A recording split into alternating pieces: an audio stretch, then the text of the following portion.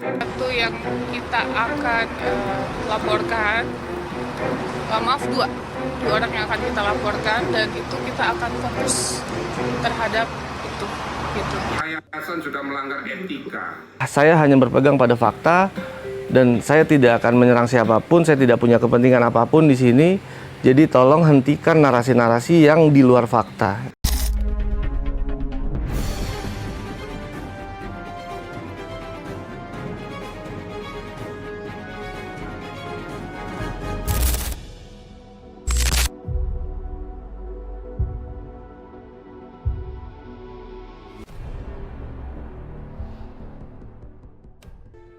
Bang, ada pernyataan dari Irjen Ricky bahwa ada temuan dugaan pengalihan donasi ke NTT itu tidak full 1,3 miliar. Bagaimana tanggapannya? Ya, untuk penyaluran bantuan kemanusiaan ke NTT saya kira sudah melalui prosedur gitu kan.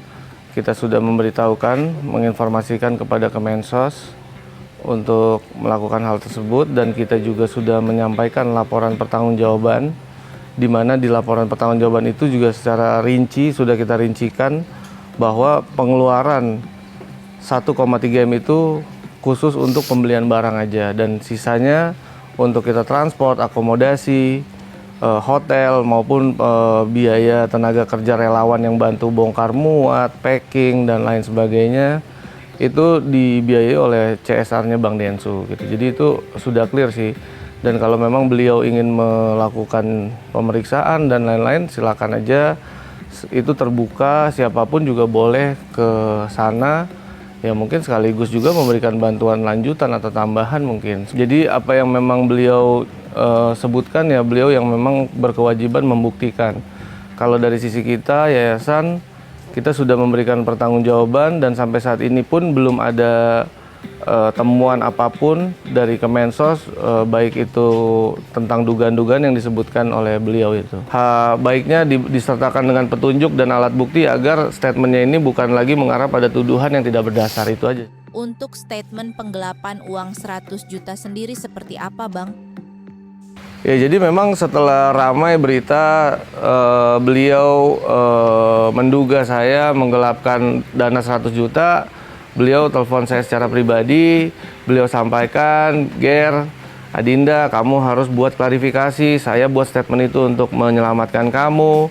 Lalu saya jawab, "Izin Jenderal bahwa dana tersebut adalah dana dari Bank Densu dan dana tersebut langsung dialihkan kepada kantor akuntan publik, tidak ada nama aku sedikit pun di situ," aku bilang. Jadi, dan hal itu sudah aku konfirmasikan kepada bendahara bahwa kita sudah payment ya Bu untuk akuntan publik, mohon dilampirkan laporan keuangan, dan itu tidak dikasih, ditahan gitu kan oleh tim kuasa hukumnya Ibu NP.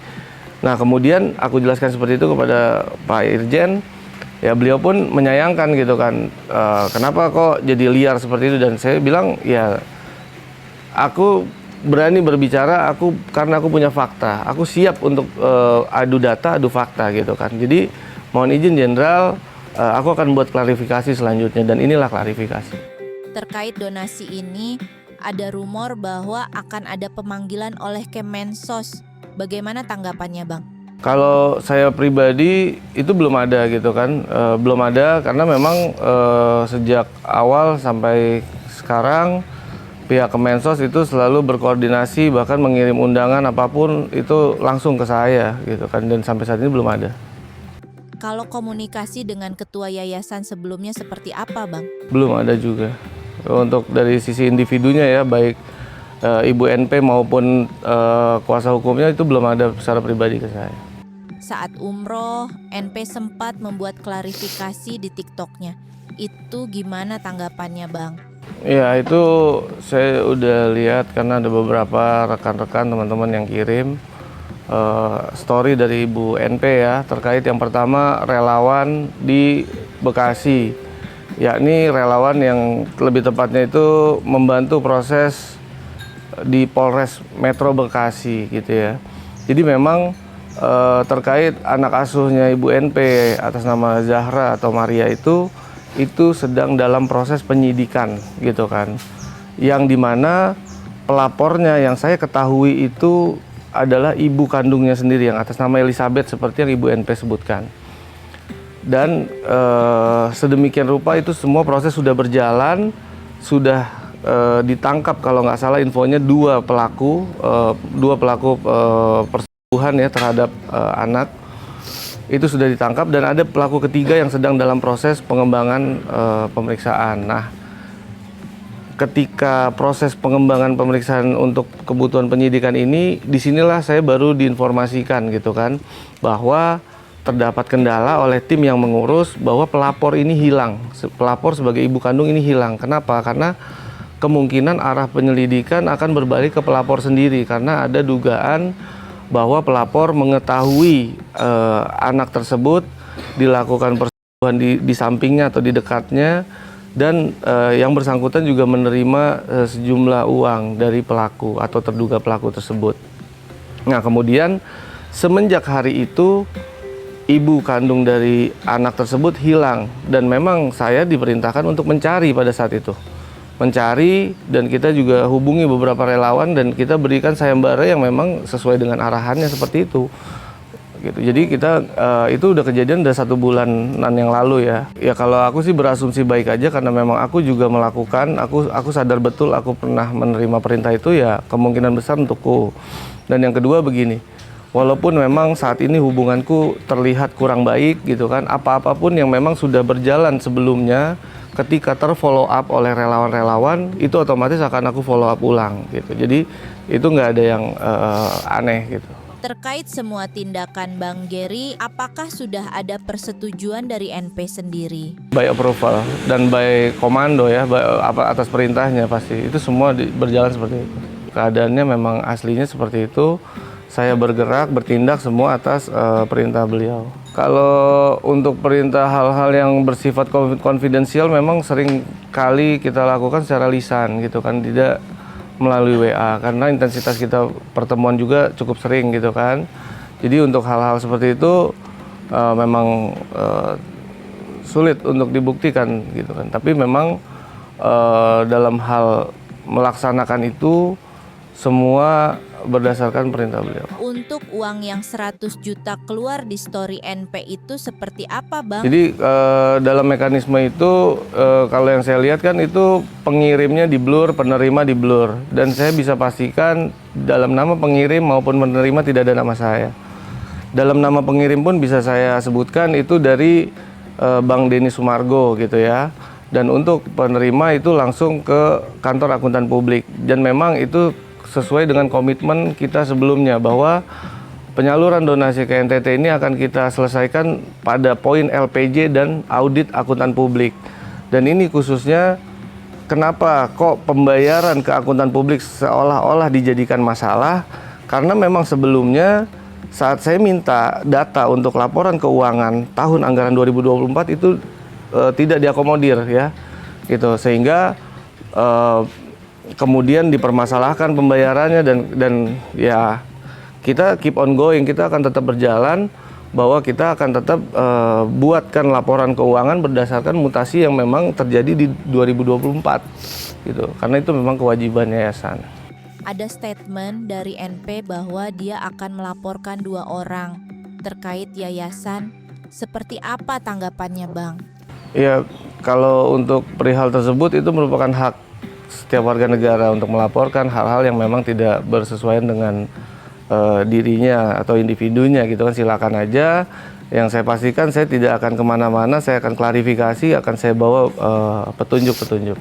Aku kurang bisa mengasumsikan itu, tapi mungkin bisa aku duga-duga kemungkinan adalah bendahara gitu ya, karena koordinasi yang terjadi antara saya, ketua yayasan itu lebih dominan dengan bendahara yayasan. Kalau komunikasi itu kita sesuaikan dengan tugas pokok dan fungsinya. Ketika kita bicara tentang keuangan, otomatis kita akan sebagai ketua hanya berkomunikasi dengan yang berwenang, yakni bendahara gitu. Itu aja sih. Kalau memang kita berurusan dengan administrasi, pasti akan saya hubungi sekretaris.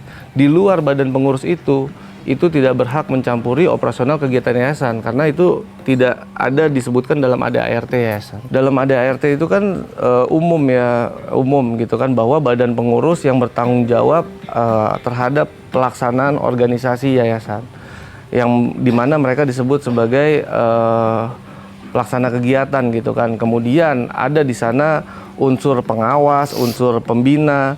Mereka hanya menjalankan fungsi sebagai pengawas dan pembina, bukan turut campur dalam pelaksanaan kegiatan. Dan itu keliru kalau mereka ikut campur dalam pelaksanaan, dan itu bisa dikatakan melanggar atau menyimpangi ADART yayasan itu sendiri. Karena kan ADART yayasan yang saya jalankan itu adalah ADART periode ketua yayasan sebelumnya yang belum kita ubah gitu loh. Jadi seharusnya badan pengurus yang lama itu lebih mengetahui tentang itu daripada kita. Jadi kalau memang ketua dan bendahara ataupun ketua dengan sekretaris ingin dilaporkan, ya kita juga bingung ya, Ibu NP ini memiliki alas hak apa gitu ya. Karena memang ketika berada di luar kepengurusan itu tidak bisa lagi melakukan intervensi terhadap kepengurusan gitu. Jadi kita sendiri pun nggak tahu ya motifnya apa, inginnya apa, tapi kita akan usahakan ini akan tetap berjalan lurus sesuai dengan formil yang dipersyaratkan, yaitu menyelesaikan audit akuntan publik, itu aja. Di story selanjutnya, NP memberikan statement acak-acak dan kudeta. Menurut Abang seperti apa?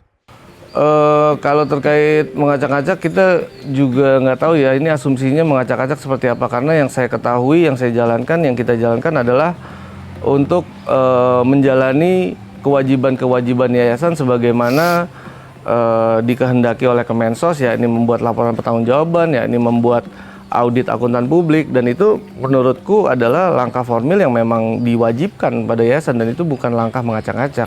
Karena sesungguhnya kalau memang mau mengambil alih yayasan, mereka harus menempatkan dirinya, individunya sebagai ketua yayasan gitu, karena dalam undang-undang yayasan diamanatkan seperti itu. Jadi kalau untuk organ atau individu yang di luar badan pengurus itu tidak bisa cawe-cawe di dalam pengurusan. Ya jadi itu juga bingung ya kalau seolah-olah kudeta ini, aku nggak ngerti ya.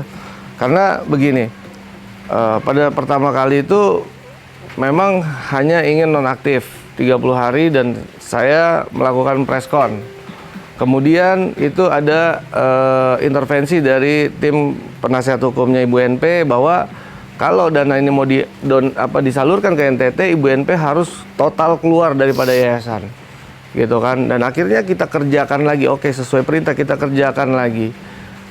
Masuklah saya sebagai ketua di sana, dan yang membayar semua notaris pun secara individu Ibu NP, bisa dicek ke notaris. Jadi nggak ada kudeta, itu dia sendiri yang membiayai kan gitu. Kemudian ketika mau berangkat, tim penasihat hukumnya Ibu NP ini minta lagi harus ubah spesimen karena spesimen masih atas nama Ibu NP. Akhirnya 1 hari sebelum berubah saya urus ke bank, saya rubah itu spesimen. Di sidang sebelumnya kan ada hadir kuasa hukum mewakili yayasan. Apakah sudah berkoordinasi sebelumnya?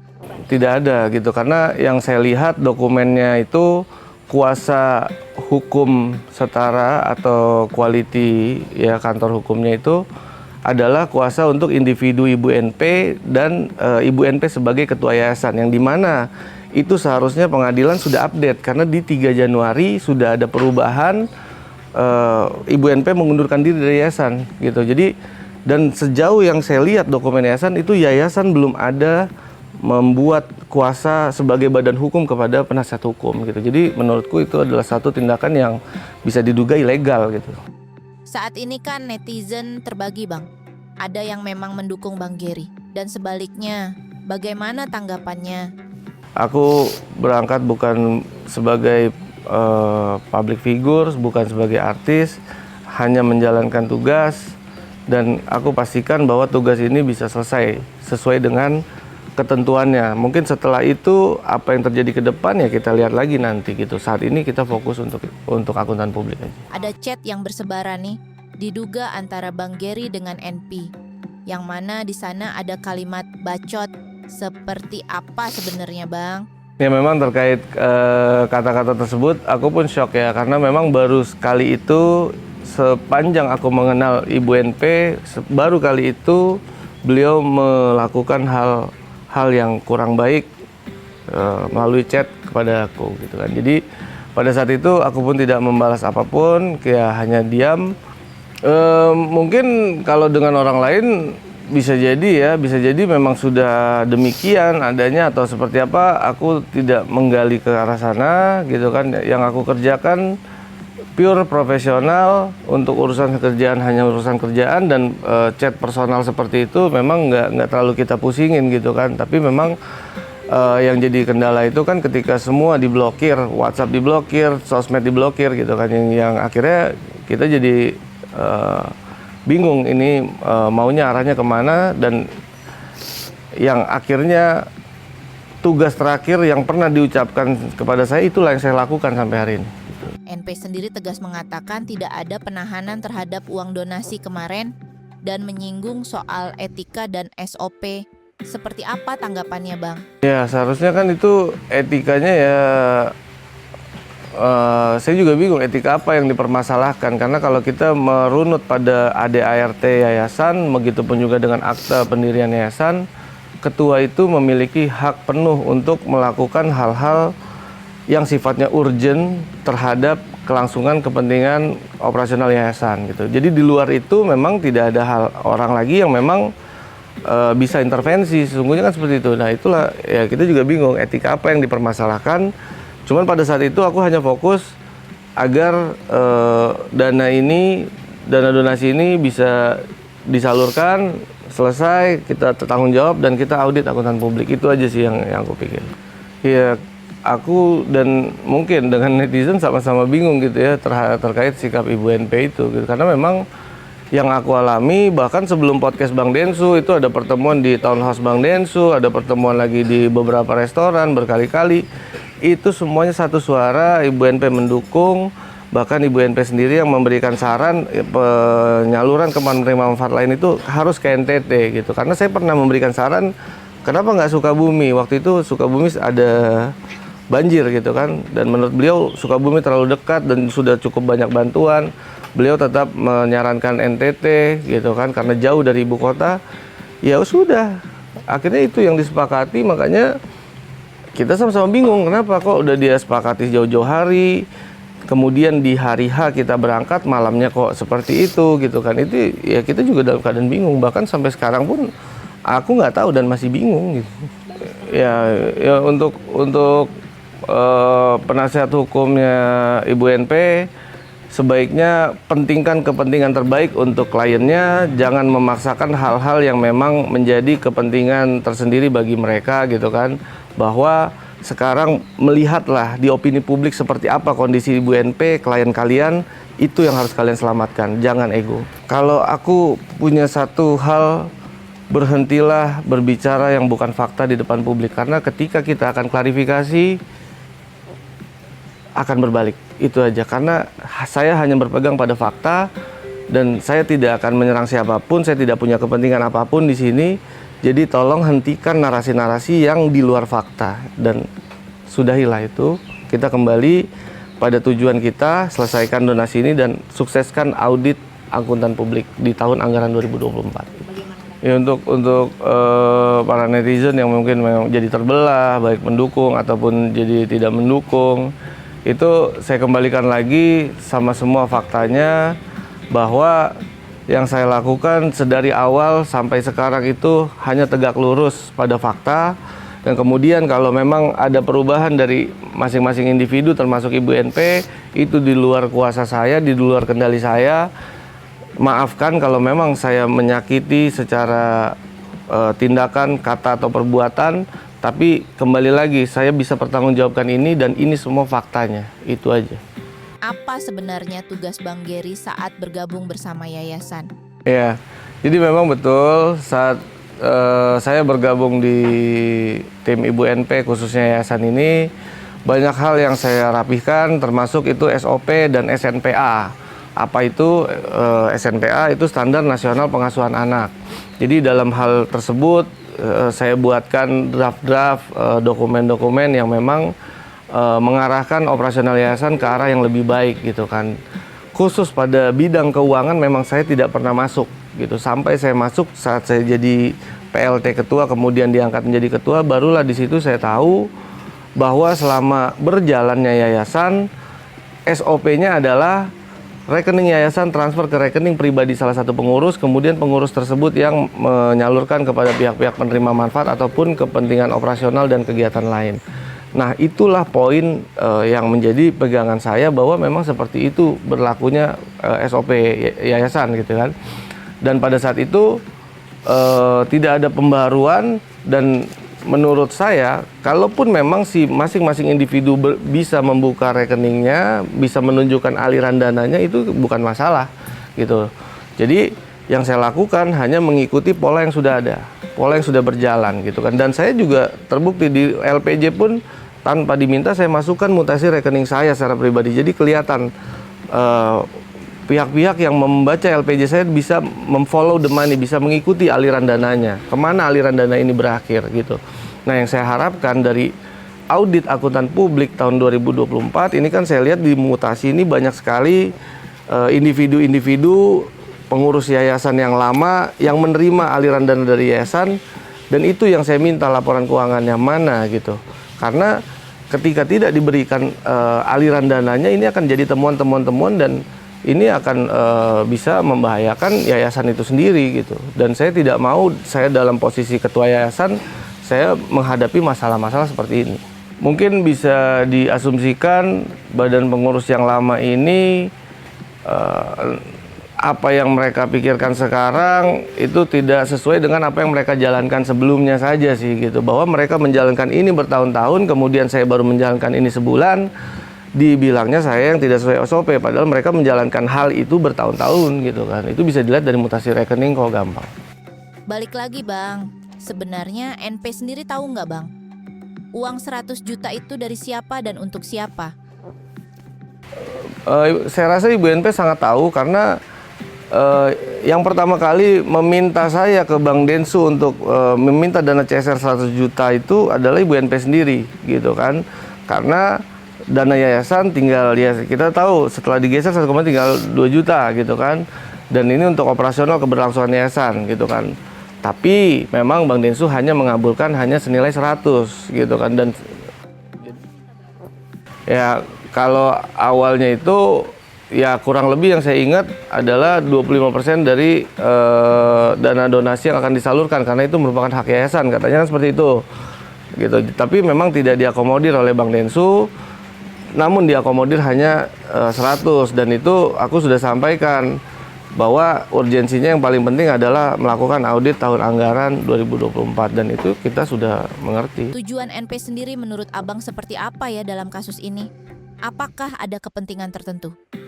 Ya, aku kurang paham tentang sosmed, tapi memang bisa dikatakan beliau sudah sangat tahu, sudah sangat mengerti, dan bahkan sudah tahu dari jauh-jauh hari. Dan kemudian kenapa sekarang semuanya seolah dipermasalahkan, yaitu kembali lagi ke beliau, maksud dan tujuannya apa, itu di luar kendaliku, di luar kuasaku. Ya, ketika ingin mengamankan yayasan seharusnya mengambil tongkat komando di posisi ketua, karena yang paling bertanggung jawab atas yayasan adalah ketua yayasan. Pendiri itu sudah sangat jauh, memang namanya ada di akte, tapi tidak ikut dalam melakukan pembinaan maupun pengawasan, apalagi pelaksanaan dalam badan pengurus gitu kan. Jadi kalau memang ingin kembali terlibat, silakan ambil posisi komando di ketua, kita rembukan, kita ubah lagi aktenya yayasan supaya beliau ada sebagai ketua di sini. Sepengetahuan Abang nih, di yayasan sendiri sebenarnya biaya-biaya dari mana Bang? Apakah benar hanya dari endorsement dan biaya pribadi? Kalau itu mungkin nanti masuk ke materi audit gitu kan, saya belum bisa bicara lebih banyak karena kita sudah payment dengan kantor akuntan publik yang dokumen maupun keterangan ahlinya biar nanti dari kantor akuntan publik seperti apa nanti akan saya bacakan lagi di depan media. Karena ini bersifat publik. Itu tadi kalau memang masih mau untuk jadi ketua silakan masuk secara resmi sebagai ketua. Karena kalau memang berbicara di luar badan pengurus itu akan sia-sia karena tidak ada alas haknya. Itu aja. Langkah Abang sendiri ke depannya seperti apa nih? Ya kalau memang ada dugaan-dugaan yang memang bisa membahayakan saya, dugaan-dugaan yang bisa membahayakan yayasan, ya tentunya pasti akan kita pertimbangkan untuk melakukan hal itu gitu kan. Dan kita belum fokus ke arah sana, fokus saya hanya menyelesaikan pekerjaan saya untuk audit akuntan publik tahun anggaran 2024. Kepada badan pengurus sudah saya informasikan semuanya bagi semua yang memang terkait dengan yayasan, ya itu agar mengikuti ketua yayasan. Ketika untuk urusan-urusan di luar yayasan silakan masing-masing individu bergerak bebas gitu. Tapi mereka semua saya udah ingatkan, mereka semua orang dewasa, nama mereka ada di akte dan mereka harus mempertanggungjawabkan posisi nama itu ada di dalam akte ya. Itu aja sih.